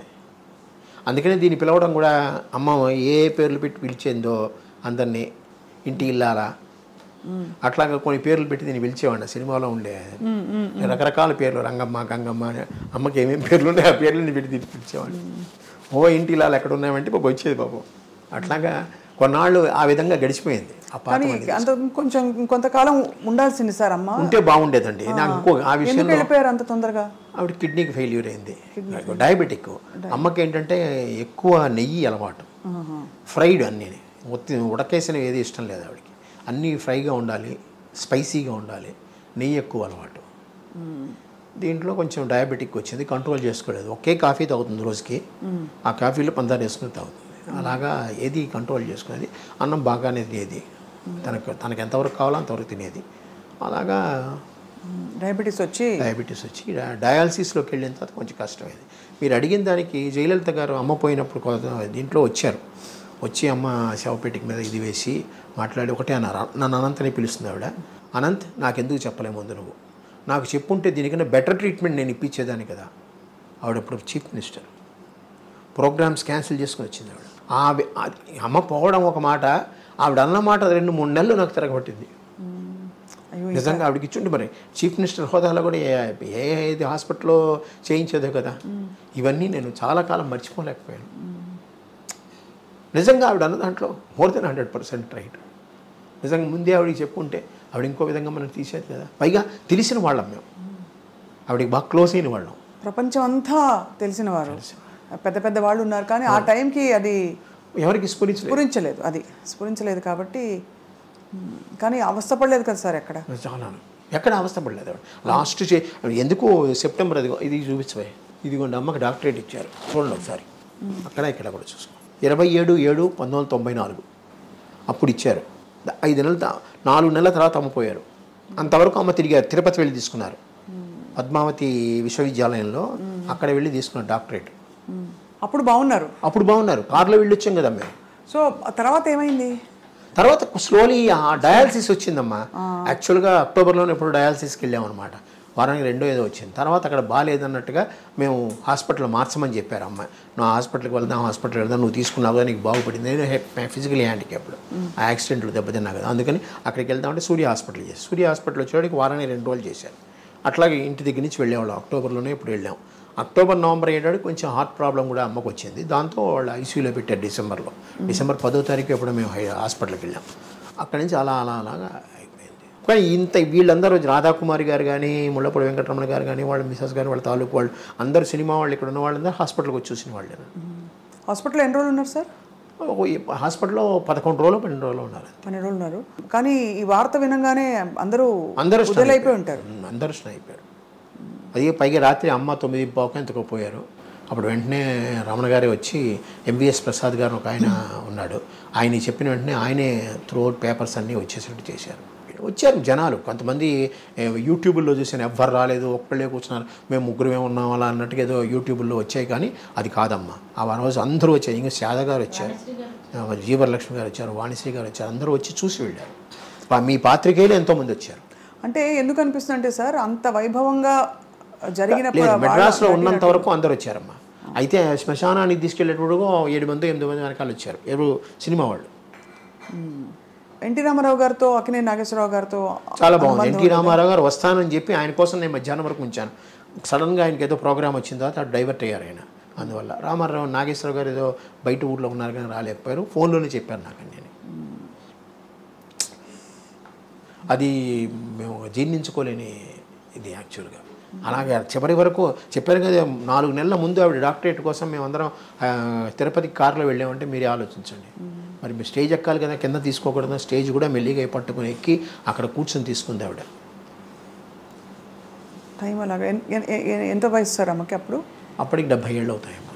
70 ఏళ్ళు మరి ఎంత? 24, 94. 24 అక్టోబర్లో పుట్టారు. కనీసం ఇంకో 15 ఏళ్ళు, ఇంకో ఈజీగా 10 ఏళ్ళు ఉండేది ఆవిడ. ఆవిడకుండే ఆ క్యాలిబర్కి ఇది దీనికి ఆవిడ ఉండేది. ఎందుకంటే విల్ పవర్ ఎక్కువ వీళ్ళందరికీ. సావిత్రి గారి గురించి అమ్మ బాధపడేవారా అప్పట్లో? అంటే అమ్మ సహాయం కూడా చేసేవాళ్ళు. దాన్ని ఆ చిన్నప్పుడు నేనే వెళ్ళి తీసుకెళ్ళి ఇచ్చేవాడిని చాలా వరకు. ఎందుకంటే అందరూ సహాయం చేశారు, అమ్మ కూడా తన వరకు తను సహాయం చేసేది. సావిత్రి గారు కదా సార్? సావిత్రి అవి చెప్పకూడదు ఇప్పుడు జనరల్గా అసలు. అదే బాధేస్తుంది సార్, అంత వెలిగి వాళ్ళ చాలా. సావిత్రి గారి విషయంలో అమ్మకి సావిత్రి గారిని అంత కదా, ఆవిడ కూడా చాలా బాధపడేది. ఎందుకు పిచ్చి పిల్ల అలా చేసుకుంది, పిచ్చి పిల్ల అలా ఇలాగే ఉంటుంది, పిచ్చి పిల్ల అలా చేసుకుంది. పొదుపు గురించి ఏం నేర్పించారు సార్ అమ్మ? ఆవిడే పొదుపు, జనరల్గా ఆవిడే చాలా వరకు పొదుపు. చీరలు నగలు అవి అనవసరంగా కొందు, మంచిగా కొనుక్కుంటుంది, అనవసరంగా కొందు. ఆవిడ నగలు కొనుక్కుంది తన కోసం కాదు, ముందు ఒకసారి నగలు కొని పెట్టేసుకుంది అంటే అవే పర్మనెంట్, దానికి మార్చేది ఏమి ఉండదు. సినిమాల్లో షూటింగ్లో కూడా అవే చీరలు అవే. ఏమైనా 1, 2 మటుకి ఆ షైనీగా ఉండాలంటే వాళ్ళకి చీరలు ఇచ్చేవారేమో. అంటే సినిమా షూటింగ్లకి వాళ్ళు ఇస్తారు కదా, వాళ్ళు ఇస్తారంటే షైనీగా ఉండాలంటే. లేకపోతే జనరల్గా బొట్టు పెట్టినప్పుడు అదేంటి మంచి మనసుల్లో పంచదార వేస్తుంది సరే, ఆ టైంలో అంతా అమ్మసేరే అంతే. నాకు గాజులు ఎప్పుడు తీదు అంతే. అంటే ఈ విధవ ఇది బొట్టు లేకుండా ఉంటుంది, అలాంటప్పుడు తీసి దాచేదేమో కానీ ఏమీ లేదు. అప్పటికీ ఆ గాజులు ఏమైనా ఉంటే నా జేబులో పెట్టి జేబుకు పిన్నేసేది, జేబులో పెట్టి జేబుకు పిన్నేసేది. పైగా ఇక్కడ జేబులు కుట్టించేది మాకు చిన్నప్పుడే. అదేదో టికెట్ ప్యాకెట్ అని అంటారు, మాకు పెద్ద జేబులే కుట్టించేది. ఏమైనా ఉంటే దాంట్లో వేసేది. నేను అక్కడే ఉంటాను కదా అందుకని. అవును, కాపలా అంటే మీకు మీ దగ్గర ఉంటే భద్రంగా ఉంటాయి. భద్రంగా నేను ఒక చోట కూర్చుంటే ఎక్కడికి వెళ్ళను కదా, ఇటో అటో వెళ్తాను. కానీ పైగా అందరూ అమ్మకి తెలిసిన వాళ్ళు, ఈవెన్ లైట్ బాయ్స్ చిన్నవాళ్ళు అందరూ అమ్మకి తెలిసిన వాళ్ళే, అమ్మ దగ్గర తిన్నవాళ్ళే. అందుకని ఎవ్వరు ఏమీ చేయరు. ఆవిడే కొన్ని డబ్బులు వచ్చింది అనుకోండి, ఎప్పుడైనా ఎవరైనా క్యాష్ ఇస్తారు, కొంతమంది క్యాష్ ఇస్తారు. ఆ క్యాష్ పట్టుకుని నల్లి చిన్నస్వామి చెట్టి ఉన్నాడు కదా, నల్లి సిల్క్స్, అక్కడికి వెళ్ళి మామూలు ఆర్డినరీ చీరలు ఉంటాయి చూసారా, అవి తొందరగా కొనేసేది.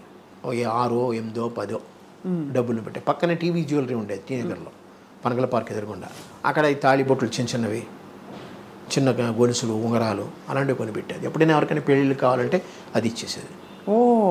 అలాగే చిన్నపిల్లలకి మన కేసరీ స్కూల్లో సాధ్యమంతకు చాలామందికి ఆవిడ ఫీజులు ఆవిడే కట్టేది. ఎవరికైనా చాలామంది పుస్తకాలు కొనడం కానీ ఫీజులు కట్టడం అవి నాకు కూడా అలవాటైంది. పైగా నేను ఆ సాయి ఆర్గనైజేషన్లో ఉందని ఆర్గనైజేషన్ ద్వారా నేను చేస్తూ ఉంటాను. అడాప్టింగ్ చిల్డ్రన్స్ అంటారు, ఎడ్యుకేషనల్ అడాప్టింగ్ చిల్డ్రన్స్. ఎంత గొప్ప జీవితం సార్. అమ్మగారు చీర ఏమన్నా ఉందా సార్? చాలా కాలం ఇది కట్టింది, ఇప్పుడు లేదు ప్రస్తుతం. ఒకటి కూడా లేదు సార్? అక్కడికి లేదు, చాలా కాలం తనే కట్టేది. అమ్మగారి జ్ఞాపకం అంటేనే సూర్యకాంతం గారి. అసలు మా అమ్మాయి దగ్గర ఉందేమో ఒక చీర కట్ చేసి, ఇప్పటికీ ఉందనుకుంటా కదా, పాప దగ్గర ఉంది. ఒక చీరని కట్ చేసి 2 చుడిదార్లు కుట్టించుకుంది. అలా ఉండిపోవాలని. అంటే మా డాక్టర్కి మా మదర్ అంటే చాలా చాలా ఇష్టం. అంటే వీళ్ళిద్దరు చిన్నప్పుడు పుట్టినప్పుడు డైనింగ్ టేబుల్ మీద కూర్చోబెట్టి, కుర్చీలో కూర్చోబెట్టేవారు కాదు, టేబుల్ మీద కూర్చోబెట్టి అన్నం తినిపించేది ఆవిడ. అందుకని మా డాక్టర్కి చాలా బాగా ఇష్టం. ఆ పుస్తకంలో తన వ్యాసం రాసింది, బాగా రాసింది. మామూలుగా అరచేతి నడ్డు పెట్టుకుని సూర్యకాంతిని ఆపద్దు అని అంటారు కదా డైలాగ్. సో నాకు పేరు పెట్టేసుకుని, చూడండి అరచేతి నడ్డు పెట్టుకుని సూర్యకాంతాన్ని ఆపలేరు అని అనుకుంటూ ఉంటాం మా ఆఫీసు. అలాగా ఆవిడ పేరు ఎవరు పెట్టుకోలేదు ఏమిటో తర్వాత సినిమా ఇండస్ట్రీలో. సినిమా ఇండస్ట్రీలో పెట్టుకోవాలి, బయట మా బంధువుల్లో కొంతమంది పెట్టుకో, 2-3 పెట్టుకున్నారు సూర్యకాంత్. ఒరిజినల్ పేరు ఇప్పటికీ ఆ పేరుతోనే ఉన్నారు వాళ్ళు. కాదు, అమ్మగారి పేరు ఒరిజినల్ పేరు సూర్యకాంత్. సూర్యకాంత్ మార్చుకోలేదు. మార్చుకోలేదు. సో పూర్వం సార్ తన చిన్నప్పటి విశేషాలు చెప్పినప్పుడు నాటకాలు అవి రంగస్థల ప్రవేశం అవన్నీ చెప్పేవారు. ఇప్పుడు కాకినాడలో ఆవిడ యంగ్ మెన్స్ హ్యాపీ క్లబ్లోంచి వచ్చారు వీళ్ళు. అంజలిదేవి గారు అవనండి, ఆదినారాయణరావు గారు, ఎస్వి రంగారావు గారు, రావు గోపాలరావు గారు, అమ్మ, ఇంకా ఇద్దరు చాలామంది ఉన్నారు. వాళ్ళందరూ కాకినాడలో ఉండే దంటు కళాక్షేత్రం అని ఉంటుంది, అదే యంగ్ మెన్స్ హ్యాపీ క్లబ్. అందులో వీళ్ళందరూ ఒక విధంగా ఇప్పుడు మీరు ఫిల్మ్ కాలేజెస్ ఏవో ఉన్నాయి కదా, ఫిల్మ్ ఇన్స్టిట్యూట్స్ కంపేర్ చేస్తే అది ఒక పెద్ద నాటక రంగం. అక్కడ ప్రొడక్షన్ స్టార్ట్ అయ్యి వచ్చింది. అక్కడ నేర్చుకున్న వాళ్ళు వీళ్ళందరూ. ఆ పేరుకి ఇప్పటికీ నేను కాకినాడ చేస్తే అక్కడే చేయాలని కోరిక నాకు. ఎందుకంటే ఆ ఏరియాలో ఉంది, ఇంకా ప్రస్తుతం ఉంది, అది స్టిల్ ఇట్ ఇస్ రన్నింగ్. వాళ్ళకి ఒక మినీ థియేటర్లా ఉంటుందన్నమాట లోపల, నాటక రంగం, ఎయిర్ కండిషనే బాగుంటుంది. అక్కడే చేయాలన్న కోరిక. ఆయన ఒప్పుకుంటే, దంటు భాస్కర్రావు గారు ఉన్నారు, వాళ్ళ మనవడు అనమాట, ఆయన వస్తే అక్కడే చేయాలని కోరిక. చూద్దాం, అక్టోబర్లో అనుకుంటున్నాం. తప్పకుండా జరగాలి మంచి కార్యక్రమాలు. అలాగే మనకి ఈయన చేయొద్దన్నారు ఎవరు, మురళీమోహన్ గారు, మెడ్రాస్లో చేయొద్దు, సినిమా పరిశ్రమ హైదరాబాద్లో ఉన్నప్పుడు హైదరాబాద్లో చేయాలన్నారు. నేను ఒకటి అన్నాను, ఇక్కడ వెంకయ్య నాయుడు గారిని పిలిచానండి, 2 జడ్జీలను పిలిచాను, పెద్ద పెద్ద వాళ్ళందరినీ పిలిచాను, పైగా అమ్మ కెరీర్ ఇక్కడే డెవలప్ అయింది. నా ఎక్స్ప్లెనేషన్ నేను ఇచ్చుకున్నాను ఆయనతో. కానీ ఆయన అక్కడే చేయాలని పట్టుబట్టారు, కానీ కుదరలేదు. నాకు ఇక్కడే స్టార్ట్ చేశాను, ఇక్కడే ఎండ్ చేశాను. ఆయన అన్నాడు ఫినిషింగ్ కావాలంటే నెక్స్ట్ అక్టోబర్లో హైదరాబాద్లో చేద్దామని అన్నారు. ఆ మాట ఆయన అన్నారు. చూద్దాం, దేవుడి దయ వల్ల, అమ్మ దయ వల్ల అయితే కొనసాగిస్తున్నారు కదా సార్, అంత మంచి మనసుతో అన్ని అమృతాయి చక్కగా జరుగుతాయి. అన్ని అమ్మ ఆశీర్వాదం ఉంటే ఖచ్చితంగా హైదరాబాద్లో కూడా చేస్తాను, అది మురళీమోహన్ గారి సహాయంతో ఖచ్చితంగా. ఇప్పుడు అయితే మొత్తం ఫైనల్ ఈ అమ్మగారు నటించిన సూర్యకాంతం గారి సినిమాలంటే నాకు గుండమ్మ కథ నా ఫేవరెట్. మీ ఫేవరెట్ ఏంటి సార్? మా ఫేవరెట్ ఏంటి, అన్ని ఫేవరెట్లేనమ్మా. దానికి అమ్మది యాక్ట్ నాకు శ్రీమంతుడు నాకు నచ్చింది. ఎందుకంటే చాలా ఎక్కువ శ్రీమంతుడు, ఆత్మీయులు ఈ రెండు. ఎందుకంటే ఎక్కువ సేపు నేను ఆ సినిమాలకు వెళ్ళాను నేను. తర్వాత మూగ మనసులు ఒకటి, ఈవెన్ అవుట్డోర్ కూడా వెళ్ళాను గోదావరి దీంట్లో. అందువల్ల కొన్ని డైలాగ్ అలా గుర్తుండిపోతాయి అన్నట్టు. ఇవి మహంకాళి ఆత్మీయుల్లో ఓ డైలాగ్ చెప్పరా సార్? శ్రీమంతుల్లోనూ ఆవిడంతే. డైలాగులు గుర్తులేవు, అప్పుడు మర్చిపోయాను పూర్తిగా. 73 ఏళ్ళు అమ్మ నాది వయసు, మర్చిపోతున్నా చాలా వరకు. పేర్లే మర్చిపోయాను నేను, ఆయనతో మాట్లాడుతూ పేర్లు మర్చిపోయాను. అయితే ఆత్మీయుల్లో బాగుంది. ఆవిడ లాస్ట్లో శ్రీమంతుల్లో పిచ్చెక్కిపోతుంది ఆవిడ. నిజంగా ఆవిడకి ఈ కాలంలో అయితే మేము డెమెన్షియా వచ్చేస్తుంది అంటాం మేము ఖచ్చితంగా. ఆవిడ కాసులు పోసేసుకునేది, డబ్బులు అలా పోసుకుని పిచ్చి పట్టేసేది. ఆవిడని అరెస్ట్ చేసి తీసుకెళ్ళిపోతారు అనమాట. మరి ఎవరు చేస్తారు అది? Actually it is a male character. పంతం బట్టి ఆ రాధాకృష్ణ గారు నువ్వే చేయాలన్నట్టుగా కూర్చున్నారు. డైరెక్టర్లకు అంత నమ్మకం. సూర్యకాంతం గారు, మరోవైపు ఎస్వి రంగారావు గారు, ఒక ఆయన అంటే సినిమా హీరోయిన్ కాని వాళ్ళు. అంటే మీకు నమ్మకం ఉందో లేదో కానీ వీళ్ళందరూకి పునర్జన్మ లేదని నా ఉద్దేశం. కారణ జన్మలు సినీ ఫీల్డ్లో, ముఖ్యంగా మన తెలుగు సినీ ఫీల్డ్లో కొంతమంది హాస్య నటులు కూడా ఉన్నారు. వాళ్ళందరూ కారణ జన్మలు, వాళ్ళకి ఈక్వల్ ఎవరు రారు. కానీ మనకే బాగున్నారు నిజంగా. యాక్టర్లు అందరూ కృష్ణుడిగా వేస్తే ఈయన, తాగుబోతుగా వేస్తే ప్రేమ దీనికి వేయాలి ఆయన. అట్లా ప్రతి ఒక్కరి కృష్ణ గారు అనండి, శోభన్ బాబు గారు అనండి, వాళ్ళకి ఈక్వల్ ఎక్కడే లేరు. మన మద్రాసులో తమిళనాడులో తీసుకుంటే శివాజీ గణేష్, ఎంజీఆర్ తప్ప ఇంకెవరు లేరు కదా. అవును, రజనీకాంత్, కమలాసనం, దాని తర్వాత ఇంకెవరున్నారు మీరు చెప్పండి? ఎంతమంది వస్తున్నారు, రాలేదు కాదు.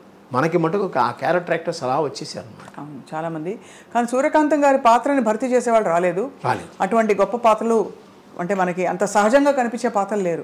ఇప్పుడు అత్తగారు కొంచెం డామినేటింగ్ అత్తగారు చూపించినా కూడా ఆవిడ చాలా యంగ్గా, చాలా మోడర్న్గా అలా చూపిస్తున్నారు తప్ప అమ్మతనం కనిపించట్లేదు. లేదు, క్రూయల్టీ ఎక్కువ చూపిస్తున్నారు, విలనిజం ఎక్కువ. అది హాస్యం, కొంచెం మైల్డ్ విలని అన్ని కలగలిసిన పాత్ర ఎవరంటే ఒక సూర్యకాంతం గారికే చెల్లింది. అన్ని టక్కన ఆవిడకి ఏంటంటే ఒక సినిమా షూటింగ్లో పిలిచారంటే ఆటోమేటిక్గా కుడిచే ఇక్కడికి వెళ్ళిపోతుంది. ఆ ఉత్తరం రాసిన సినిమా లెఫ్ట్ చేయి ఇలా లేచిందంటే అంతే వాడు.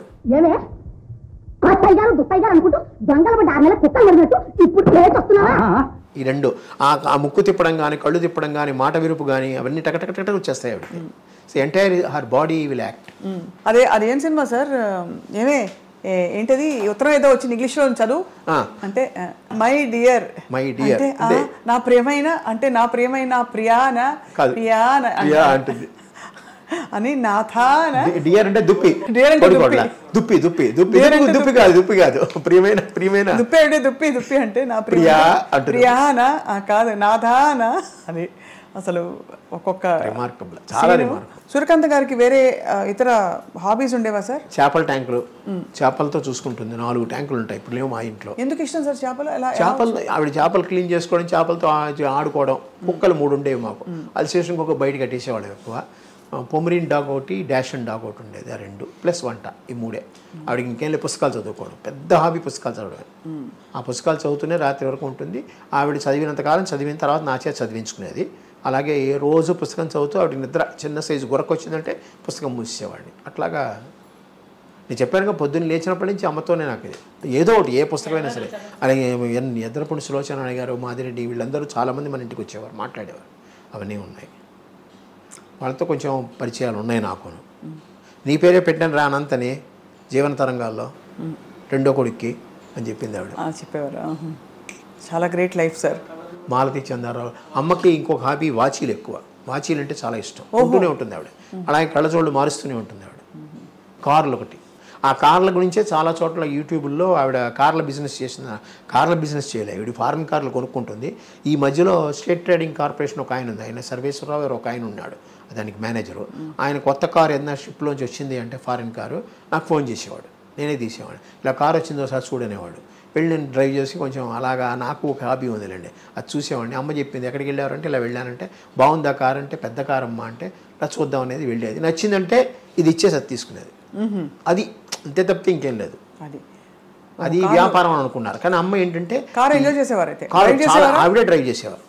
ఆవిడే డ్రైవ్ కూడా చెప్పులు లేకుండా డ్రైవ్ చేసేది. ఎందుకంటే ఆవిడ ఒక కారుని ఒక ఆయుధం, అంటే ఆయుధ పూజకి మనం ఎలాగ దుర్గాదేవిని చేస్తామో అట్లాంటి స్వరూపం. అసలే దాన్ని పైకి పెట్టాలి, చేతులతో చేయాలని అలాంటిది కాళ్ళకు పెట్టారు. మనం పెట్టినందువల్ల కాళ్ళతోనే చేయాలి, చెప్పులతో చేయకూడదు. చెప్పులు లేకుండా డ్రైవ్ చేస్తుంది. ఇప్పటికీ నేను కూడా చెప్పులు లేకుండా డ్రైవ్ చేస్తాను. చెప్పులు వేసుకుని డ్రైవ్ చేస్తాను, నా వల్ల కాదు. అలా కొన్ని హాబీస్ ఆవిడ చేసినవన్నీ వచ్చాయి. ఎడం చేయి తప్పుడు అన్నీ వచ్చాయి. కానీ ఒకటమ్మా, లాస్ట్లో మీకు ఒకటి చెప్పాలండి. మీరెవరు ఆడవాళ్ళు ఏమి అనుకోకుండా ఉంటే, లేచింది మహిళాలోకం అని ఒక పాటను చూశారు. అట్లాగా మా అమ్మని చూసి ప్రతి వాళ్ళు అత్తనే క్యారెక్టర్ని ప్రతి ఫ్యామిలీలో సృష్టించింది మా అమ్మే. అందరికీ అమ్మ ఉంటుంది, అక్క ఉంటుంది, చెల్లి ఉంటుంది, పెళ్ళాం ఉంటుంది, కూతురు ఉంటుంది. అత్త క్యారెక్టర్ ఇక్కడ ఈక్వల్ ఇంపార్టెన్స్ ఇచ్చింది మా అమ్మే సినిమాల్లో. పైగా చాలామందికి ఇప్పుడుండే లేడీస్కి అయ్యో బయటికి వస్తే ఎట్లాగ పోరాడాలి, ఎలా ఉండాలి, ఎలా మాట్లాడాలి, ఎలా చెయ్యాలి అనేది కూడా ఆవిడే నేర్పించింది. సినిమాల్లో ఆవిడ చేసిన క్యారెక్టర్ల వల్లే కదా మీరు చాలామందికి డాష్గా ఉండేవారు. అవునవును, చాలా డాషింగ్ రావడానికి కూడా కారణం ఆవిడే నా ఉద్దేశం. అవునవును, ఖచ్చితంగా సార్. ఎందుకంటే హీరోయిన్కి ఉండవలసిన లక్షణాలు అవి, అంటే మెయిన్ పాత్రలు వేసినా కూడా సూర్యకాంత్ గారు ఎక్కువగా ఈ ఒక స్త్రీవాదం లేకపోతే ఒక ఇండిపెండెన్స్. పైగా ఇంకోటి, ఆడవాళ్ళు తన టాలెంట్ నిరూపించడానికి ఆవిడ కారణమైంది. వాళ్ళకి ప్రతి వాళ్ళకి ఒక టాలెంట్ ఉంటుంది, ఆ టాలెంట్ నిరూపించడానికి ఆవిడకి కారణమైంది. ఆవిడ అందుకనే పండ్రిబాయి గారు వచ్చినప్పుడు అంతా అంటూ ఉంటారు, నేను అన్ని సినిమాలో రామారావుకి ఏదైనా ఎంజీఆర్కిని శివాజీ గణేష్కి అమ్మ క్యారెక్టర్లు వేసాను, అంత చక్కగా పండించాను నేను. నువ్వేమో విలన్ క్యారెక్టర్లు వేస్తావు, నేను అందరూ అమ్మ అని పిలుస్తారు, నన్ను ఎవడో అమ్మ అని పిలవరు, అవి పండ్రి అంటారు నన్ను. అలాగే నా ఫోటో కూడా నేను అమ్మని యంగానే పెట్టుకుంటాను, ముసలితనంలో పెట్టుకోండి నేను. వెనకాల ఎలా సార్ హెయిర్ స్టైల్ పోనీటైల్ వేసేవారా? లేదు, అదే అంటే ఇప్పుడు కలర్ వేసినందువల్ల అలాగైందేమో, కానీ జనరల్గా ఒరిజినల్ హెయిర్ ఆవిడది. లాస్ట్లో పోనీటైల్ అంటే అదే కట్టుకునేవారా, జడ వేసుకునేవారా? జడ వేసుకునేది, ముడి వేసుకునేవారా? జడ వేసుకునేది. క్విక్గా కావాలంటే క్లిప్ లాంటిది పెట్టుకోవడం, ఆవిడ జడే వేసుకునేది. అసలు ఈ కాలం ఈ తరం హీరోయిన్ అంటే నమ్మేస్తారు, అంత మోడర్న్గా ఉన్నారు అక్కడ. ఎందుకు మన ఫంక్షన్లో, మెడ్రాస్ ఫంక్షన్లో వెంకయ్య నాయుడు గారు చెప్పారు, ఆవిడంత అందగతే వీళ్ళకు కూడా లేదన్నారు. జయచిత్రకి రాజశ్రీకి చూపించి ఇలా చేయి చూపించి మరి అన్నారు. ఏమనుకోకండి అమ్మ మీరు అన్నాడు, ఏది మైక్లో అన్నాడు ఆయన. చక్కని తల్లి నిజంగా. ఇవాళ మీ ద్వారా వారిని కలుసుకోవడం మాకు సంతోషం సార్, చాలా సంతోషం. మీ అమూల్యమైన సమయం కేటాయించి, తప్పకుండా మాకు హోమియో మందు కావాలంటే ఖచ్చితంగా, మనసుకి మంచి మందు కావాలంటే, అమ్మ గురించి ఇంకో విశేషాలు కావాలంటే అప్పుడప్పుడు అలా వచ్చేస్తూ ఉంటాం. మీకు అలాగే మీ మేడం గారికి, మీ శ్రీమతి గారికి ధన్యవాదాలు. చాలా చక్కటి జ్ఞాపకాలు పంచుకున్నారు సార్ ఇవాళ. ఇది ఇవాటి మధుర జ్ఞాపకం. నమస్కారం సార్. నమస్కారం అండి.